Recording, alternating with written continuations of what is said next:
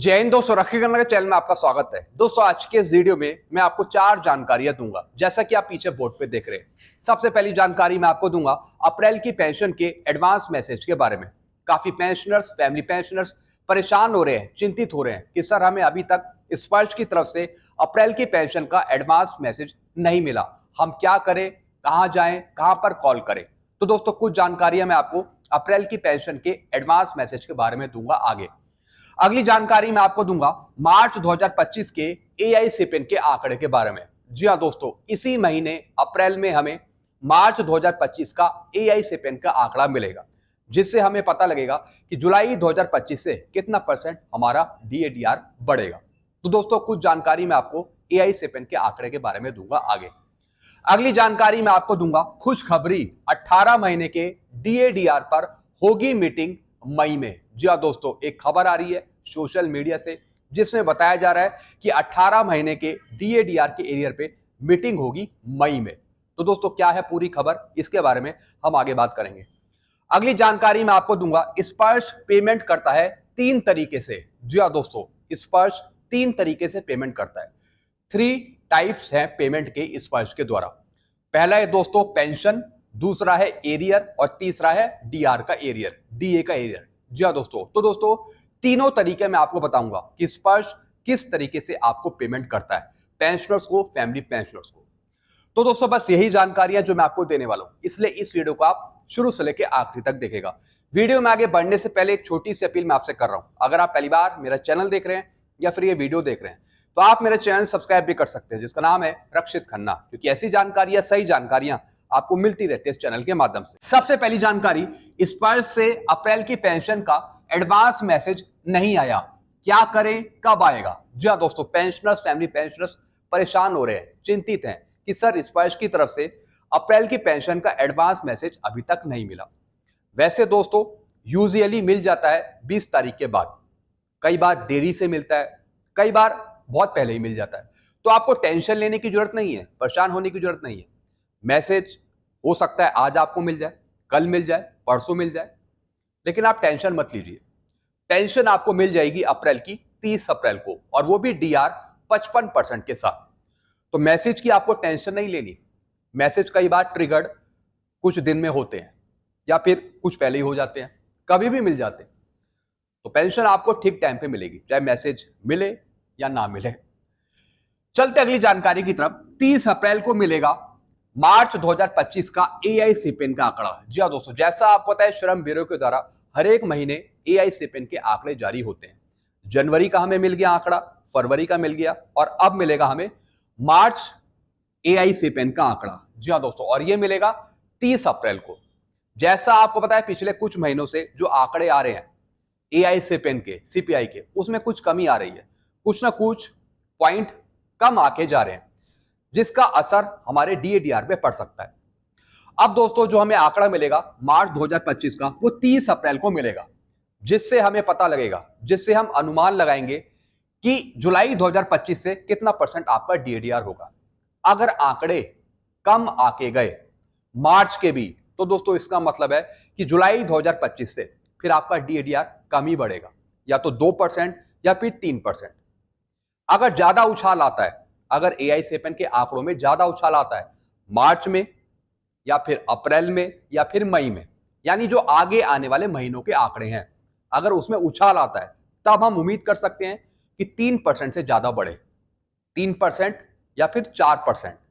लेकिन जिस तरीके से आंकड़े आ रहे हैं हर एक महीने के, उससे लगता है कि जुलाई 2025 से ज्यादा हमारा डीएडीआर नहीं बढ़ेगा, 2% या फिर 3% की बढ़ोतरी हो पाएगी। तो दोस्तों मार्च का आंकड़ा हमें मिलेगा 30 अप्रैल को, 30 अप्रैल को हमें आंकड़ा मिलेगा। इसके बाद दोस्तों अप्रैल का आंकड़ा हमें मिलेगा, मई का मिलेगा और जून का मिलेगा। देखेंगे दोस्तों मार्च का आंकड़ा क्या आता है एआई सिपेन का, कितना परसेंट बढ़ता है। चलते हैं दोस्तों अगली जानकारी की तरफ। 18 महीने के डीएडीआर एरियर पर 22 मई 2025 को बड़ी मीटिंग। जी हाँ दोस्तों, कुछ खबरें आ रही है मीडिया में जिसमें बताया जा रहा है कि 18 महीने का जो डीए का एरियर है उस पर फैसला हो सकता है, उस पर भारत सरकार फैसला ले सकती है। और दोस्तों मीटिंग भी बताई जा रही है कि एक मीटिंग है 22 मई 2025 को 18 महीने के डीए के एरियर पर।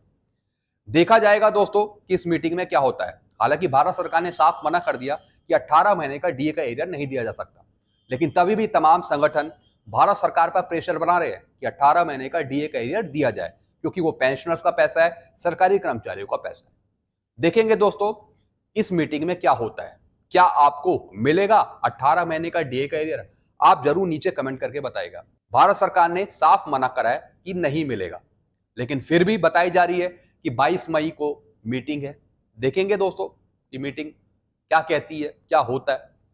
चलते हैं दोस्तों अगली जानकारी की तरफ। स्पर्श पेमेंट करता है 3 तरीके से। जी हाँ दोस्तों, जैसा आप पता है सभी पेंशनर्स स्पर्श पे माइग्रेट हो गए, कुछ पेंशनर्स बच गए जो अभी भी पेंशन बैंक से, सीपीपीसी से, डीपीडीओ से ले रहे हैं। लेकिन दोस्तों स्पर्श किस तरीके से आपको पेमेंट करता है? इसके 3 तरीके हैं। पहला है दोस्तों पेंशन का, दूसरा है एरियर और तीसरा है डीआर का एरियर। जी हाँ दोस्तों, जैसा आपको पता है पेंशन तो आपको हर एक महीने मिलती है, लेकिन इसका भुगतान कैसे किया जाता है स्पर्श के द्वारा? तो पहला तरीका मैं आपको बता रहा हूं पेंशन का। पेंशन की फाइल स्पर्श हर एक महीने बनाता है। जी हाँ दोस्तों, हर एक महीने जो आपको पेंशन मिलती है स्पर्श के द्वारा, उसकी फाइल हर एक महीने बनती है स्पर्श के द्वारा। अब जैसे कि अप्रैल की पेंशन आपको मिलेगी तो उसकी फाइल स्पर्श ने बना दी है, प्रोसेस कर दी है और 20 तारीख के बाद प्रोसेस करता है। जी हाँ दोस्तों, हर एक महीने जो आपको पेंशन मिलती है उसकी जो पेंशन फाइल है वो प्रोसेस होती है 20 तारीख के बाद। सॉफ्टवेयर में डेट सेट करता है स्पर्श। जी हाँ दोस्तों, स्पर्श जो सॉफ्टवेयर है उसमें ट्रांजैक्शन डेट फिक्स करता है, पेमेंट डेट फिक्स करता है, यानी जिस महीने की आपको पेंशन मिलनी है उसकी भी डेट सेट करी जाती है स्पर्श के द्वारा। अब जैसे अप्रैल की पेंशन आपको मिलेगी तो स्पर्श के द्वारा डेट सेट कर ली गई होगी कि 30 अप्रैल को आपको पेंशन मिलेगी अप्रैल की। तो दोस्तों पूरा एक सॉफ्टवेयर है, सॉफ्टवेयर में ही सारा काम होता है पेंशन का, एरियर का, डीआर के एरियर का। और दोस्तों जो आपकी डेट सेट होती है स्पर्श के द्वारा महीने की पेंशन की, वो होती है मंथ के लास्ट डे में, जैसे कि 30 अप्रैल या फिर 31 मई, ऐसे डेट सेट करी जाती है पेमेंट की और उसी दिन आपको फिर पेंशन मिलती है। तो दोस्तों जब पेंशन प्रोसेस करी जाती है तो उसी के आसपास मैसेज भी ट्रिगर करे जाते हैं जो आपके फोन पर मिलते हैं कि आपकी पेंशन 30 तारीख को आएगी और इतनी आएगी। फिर दोस्तों अगला पॉइंट है डीआर के एरियर का। जी हाँ दोस्तों, जिस तरीके से स्पर्श आपकी पेंशन फाइल बनाता है हर एक महीने की, उसी तरीके से जब भारत सरकार डीए डीआर बढ़ाती है हर एक 6-6 महीने में, तो डीआर का जो एरियर है उसकी फाइल भी स्पर्श बनाता है। हालांकि दोस्तों अभी तक स्पर्श ने डीआर के एरियर की पेंशन फाइल अभी तक प्रोसेस नहीं करी। जो 3 महीने का आपको डीआर का एरियर मिलना है उसका अभी प्रोसेस नहीं हुआ स्पर्श के द्वारा। लेकिन दोस्तों जो डीआर के एरियर की पेंशन फाइल बना जाती है वो अलग बनाई जाती है, यानी हर एक महीने जो आपको पेंशन मिलती है उसकी पेंशन फाइल अलग तैयार होती है और डीआर का जो एरियर है उसकी पेंशन फाइल अलग तैयार होती है। तो दोस्तों अभी तक स्पर्श ने डीआर के एरियर की पेंशन फाइल नहीं बनाई है। डीआर एरियर की पेंशन फाइल भी स्पर्श बनाता है सभी की एक साथ। जी हाँ दोस्तों, डीआर के एरियर की जो पेंशन फाइल बनती है वो सभी की एक साथ बनती है, अलग अलग नहीं बनती, पूरी एक साथ बनाई जाती है स्पर्श सॉफ्टवेयर के द्वारा। सबसे पहले दोस्तों स्पर्श डीआर के एरियर की फाइल बनाता है हर एक पेंशनर्स की, फिर दोस्तों उसे रन करता है, फिर वो चलाता है हर एक इंडिविजुअल की आईडी पर।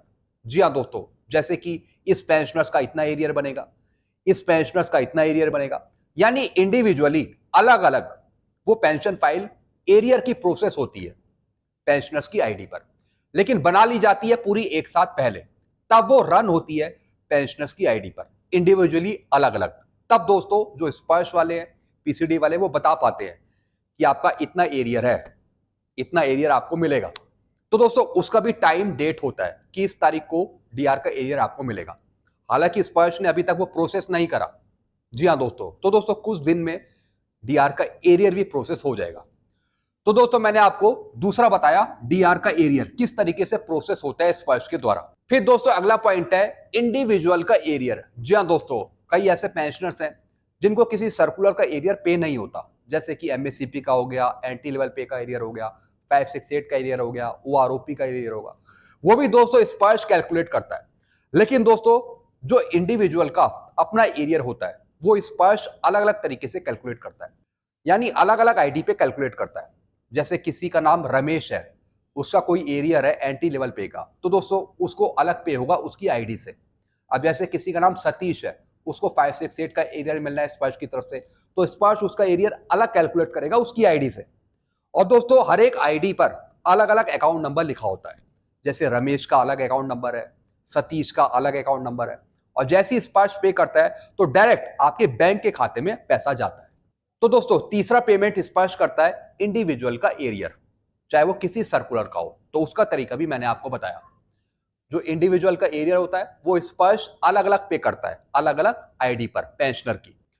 अलग अलग पेंशनर का अलग अलग इंडिविजुअल का अलग अलग एरियर पे होता है, भले ही वो अलग अलग पेंशनर्स को एक टाइम पर मिल जाए, लेकिन होता वो अलग अलग आईडी पर है पेंशनर की, अलग अलग खातों में।